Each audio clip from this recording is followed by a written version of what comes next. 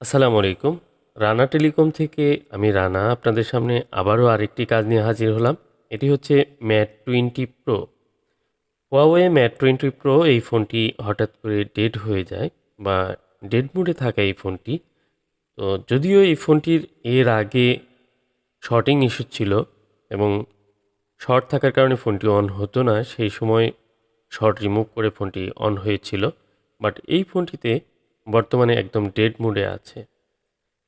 এবং সাধারণত যে ধরনের প্রবলেমগুলো আমরা পেয়ে থাকি প্রসেসর থেকে হয়ে থাকে, র্যাম প্রসেসর থেকে, এই ফোনটিতে সে ধরনের সিমটম রয়েছে। তো আমি এবার এই ফোনটিতে আমি র্যাম সিপিইউ রিমুভ করে তারপর রিবোলিং করে ফোনটি অন করার চেষ্টা করব।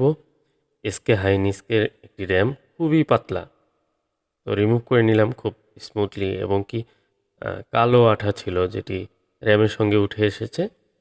তো এই ফোনটির ক্ষেত্রে যে আসলে আইসিগুলো, কিরিনের প্রসেসরগুলো বা 7 ন্যানোমিটারের একটি প্রসেসর, এবং এই ফোনটির সঙ্গে ইউএফএস 2.1 রয়েছে। তো ফোনটি খারাপ না, অনেক ভালো ইউজ করতে পেরেছেন। অনেকেই এই ফোনগুলো ইউজ করেছেন। আপনারা জানেন যে হুয়াওয়ে ফোনগুলো কিন্তু বেশ লং লাস্টিং। আমি নিজেও একটি হুয়াওয়ে P30 Pro ইউজ করি। তো হুয়াওয়ের ক্ষেত্রে একটি লং লাস্টিং বা ঝামেলামুক্ত পারফরমেন্স পাওয়া যায়, যে অনেক দিন একটানা ইউজ করা যায়, এই বিষয়টি দেখেছি। এবং কি হ্যাং করা, বিভিন্ন সমস্যা করা, এগুলো খুব কমই পাওয়া যায়। তো আমি যেহেতু একটি ফোন একাধিক ফোন ইউজ করেছি হুয়াওয়ের, এই ফোনগুলো একটু আলাদা প্রকৃতির হয়ে থাকে। প্রবলেমগুলো একটু কম ফেস করেছি এবং শেষ দিন পর্যন্ত বলা যায় যে চলতে থাকে। এটি সহজে কিন্তু হেলথ খারাপ হয় না। এটির ইএমএমসি বা ইউএফএস যেটি ইউজ করুক না কেন, একটু ভালো ইউজ করে। তো আমি এই প্রসেসরটি রিমুভ করে নেব। খুবই পাতলা একটি প্রসেসর, 7 ন্যানোমিটারের একটি প্রসেসর। তো এগুলো আসলে গেমিংয়ের জন্য ইউজ করে না, কিন্তু লম্বা সময় ইউজ করা যায় ফোনগুলো। তারপরেও এই ফোনগুলোতে প্রসেসর ইস্যু আসছে বর্তমানে। অনেক হুয়াওয়ের ফোনেই কিন্তু ডাবল ডেকার সিপিইউ রয়েছে, যেগুলো কিন্তু রিবোলিং করে প্রবলেমগুলো সলভ করতে হয়। ডেড ইস্যু আছে। তো অনেকেই না বুঝে দেখা যায় যে অন্যান্য আইসিগুলোতে কাজ করে ফোনগুলো কিন্তু পরবর্তীতে আগের মতো আর পারফরমেন্স পাওয়া যায় না। মানে একটি ফোনের সঠিকভাবে রোগ নির্ণয় যদি না হয়, প্রথমে যদি একটি ভুল কাজ হয়ে যায়, সেই ফোনটি কিন্তু পরবর্তীতে সঠিক কাজ করেও আর আগের মতো পাওয়া যায় না, করা যায় না। তো এই ধরনের অভিজ্ঞতা আমাদের রয়েছে। অনেক সময়ই দেখি অনেক ফোন কন্ডিশন খারাপ হয়ে যাওয়ার পর সেই ফোনটি সিপিইউ রিবোলিং করে আসলে ভালো আশা করা যায় না, ভালো কিছু পাওয়া যায় না। কিন্তু ফার্স্ট টাইম ফ্রেশ কন্ডিশনে যদি একটি ফোন প্রসেসরের যে সমস্যাগুলো হয় এক্স্যাক্টলি, সেই ফোনগুলোতে প্রসেসর রিবোলিং করে অবশ্যই ভালো চলে। তো আমি প্রসেসরটি ক্লিন করে নিচ্ছি, এবং কি খুবই পাতলা একটি প্রসেসর, বারবার বলছি একই কথা। আর এটি কিন্তু সাইজে অনেক বড়, অনেক বড় সাইজের একটি প্রসেসর, সেই সাথে অনেক পাতলা। এটি যদি আপনারা একটু চাপ দিয়ে কাজ করতে যান, তাহলেই কিন্তু আইসিটি ভেঙে যেতে পারে। ভিতরে যে ক্ষুদ্র ক্ষুদ্র লক্ষ লক্ষ ট্রানজিস্টর থাকে, সেগুলো কিন্তু ড্যামেজ হয়ে যেতে পারে। কারণ আপনার একটি আইসি রিমুভ করা থেকে শুরু করে সেটি ক্লিন করা এবং রিবোলিং করা, এরপর ইনস্টল করা, এই যে সময়গুলো, এগুলোতে অনেক অনেক সময় লাগে। হয়তো ভিডিওতে আপনারা ছোট্ট করে দেখেন যে একদম পরিষ্কার হয়ে যাচ্ছে, আর এটি রিবোলিং করে লাগিয়ে দিচ্ছি, ফোন অন হচ্ছে। কিন্তু এর পিছনে অনেক পরিশ্রম রয়েছে। অনেক সময় অনেক সময় নিয়েই কিন্তু এই কাজগুলো করা হয়। খুব ধীরে সুস্থে ধীরে ধীরে এই কাজগুলো করতে হয়। আর এই কাজগুলোতে যদি আপনার কোনো ধরনের ঝামেলা হয়ে যায়, তাহলে অনেক ফোন কিন্তু আর হয় না। যে কারণেই অনেকে আছে যে রিপেয়ার করে বা রিবোলিং করেছেন কিন্তু হয়নি। উনি চাচ্ছেন যে দ্বিতীয়বার আবার কাজটি করাবেন।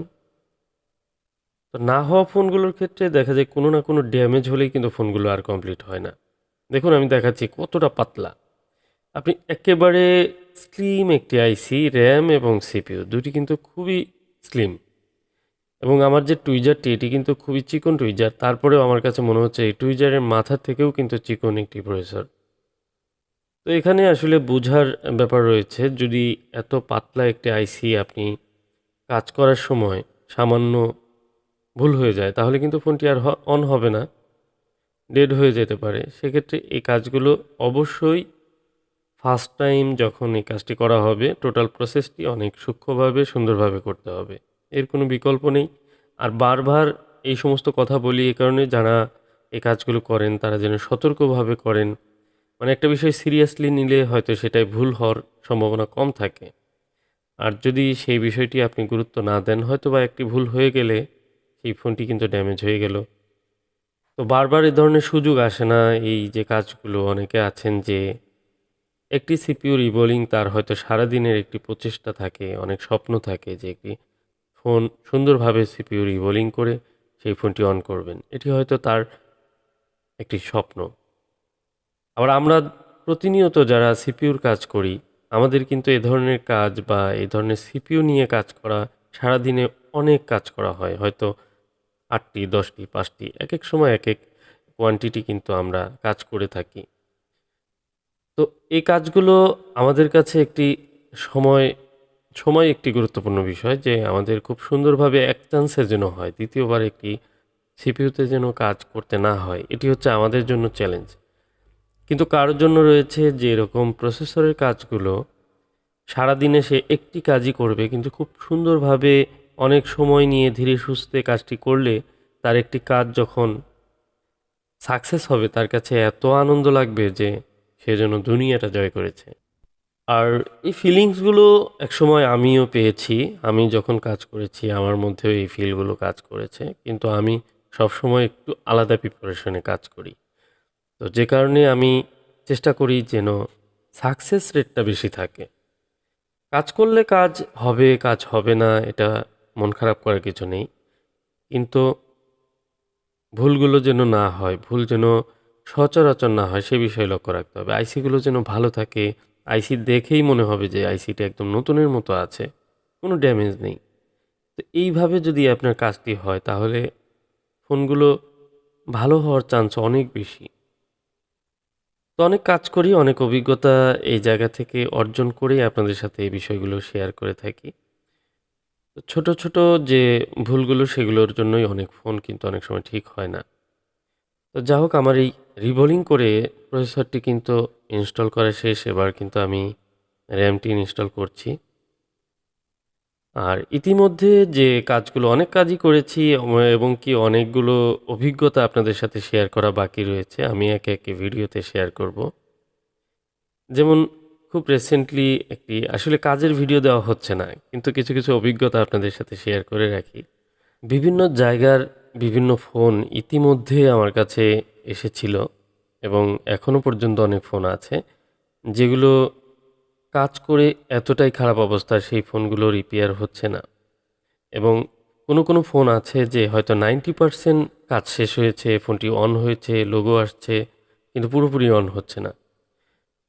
তো এ ধরনের ফোন এবং ক্যামেরা আসছে না, সাউন্ড আসছে না, এ ধরনের মানে কিছু প্যারালাইজড। আপনার যখন একটি মানুষ অসুস্থ হয় অনেক সময় সেটি হয়তো প্রাণে বেঁচে গেলেও তার এক সাইড প্রবলেম থেকে যায়। এ ধরনের অনেক ফোনই আছে যারা কাজ করানোর পর যখন এই ফোনগুলো পাঠান তাদের ফোনগুলো স্বয়ংসম্পূর্ণভাবে অন হওয়া সম্ভব হয় না। যদিও সবগুলো একই অবস্থা হয় না, কিছু, কিছু ফোন আছে সম্পূর্ণ হয়।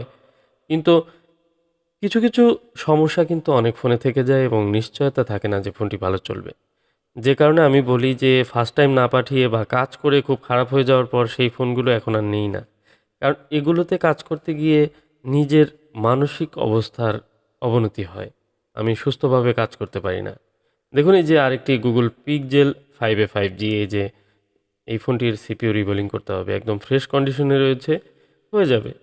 তো এই সমস্যাগুলো কিন্তু প্রতিনিয়ত সলভ করছি। প্রসেসর নিয়ে কাজের আমার এখানে প্রচুর কাজ রয়েছে। আমি যেহেতু সারা বাংলাদেশ থেকে অনেকেই কুরিয়ার করে পাঠান। তো আমি বলব যে কাজ করা হয়েছে এমন ফোন কেউ পাঠাবেন না। তো এই ফোনটির লোগো রিস্টার্ট করছে এর কারণ হচ্ছে এই ফোনটিতে ব্যাটারি প্রবলেম রয়েছে আমার ধারণা। আমি একটু চেক করে তারপর দেখব।